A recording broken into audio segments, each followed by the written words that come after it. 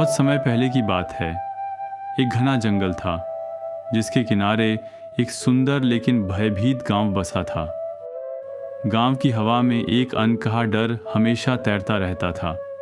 सूरज ढलते ही बच्चे घरों में दुबक जाते, महिलाएं अपना काम जल्दी निपटा लेतीं और पुरुष अपने घरों के दरवाजे मजबूती से बंद कर लेते थे।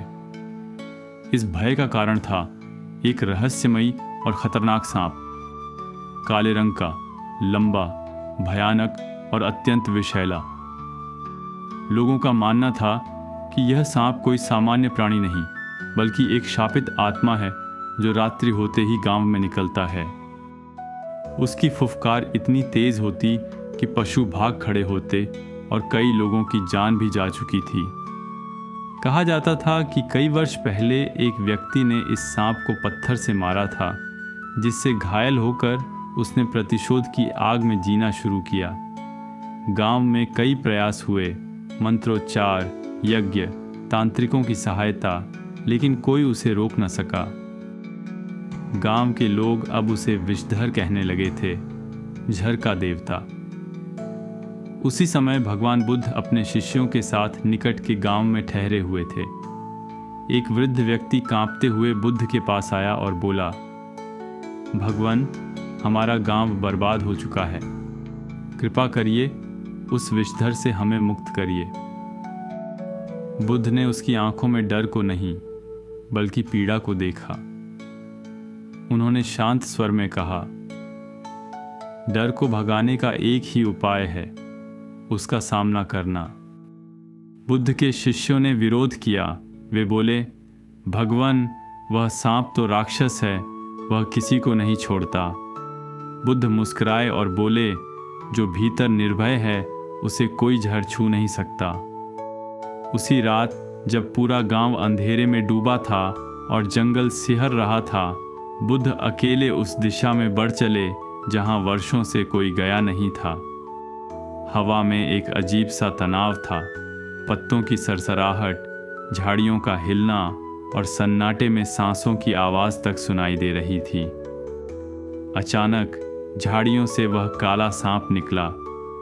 उसकी आंखें अग्नि की तरह चमक रही थीं और उसकी फुफकार में जैसे मृत्यु की गूंज थी। उसने बुद्ध को देखा और गोल गोल घूमते हुए उनके पास आया।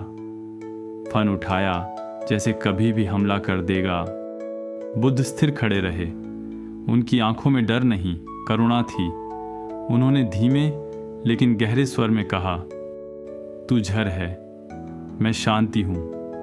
तू भय है, मैं समर्पण। तू प्रतिशोध है और मैं क्षमा। सांप की गति धीमी होने लगी।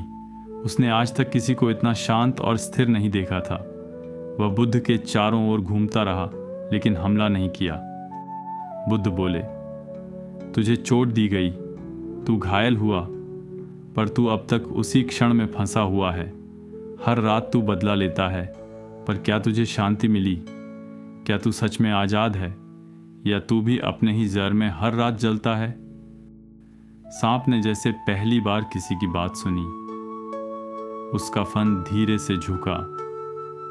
उसने बुद्ध के पास आकर अपने शरीर को जमीन पर फैला दिया, जैसे वर्षों का बोझ उसने एक क्षण में उतार दिया हो। बुद्ध ने सांप की आंखों में देखा और बोले, तेरे भीतर जीवन है, पर तुझे सिर्फ दर्द दिया गया। अब तेरे पास एक रास्ता है, या तो तू उसी जहर में सड़ता रहे, या उसे त्याग कर शांत हो जा। सांप बिना एक शब्द बोले या फुफकार के एक पेड़ की जड़ के पास जाकर लिपट गया और पहली बार किसी रात डसा नहीं। अगली सुबह गांव वाले बाहर निकले तो देखा वही काला विषधर जो कभी मौत का प्रतीक था, अब पेड़ के नीचे शांत पड़ा था। न फुफकार, न भय, बस मौन। बुद्ध ने मुस्कुराकर कहा, वह अब भी सांप है, लेकिन अब वह विषधर नहीं, वह बोधर बन चुका है।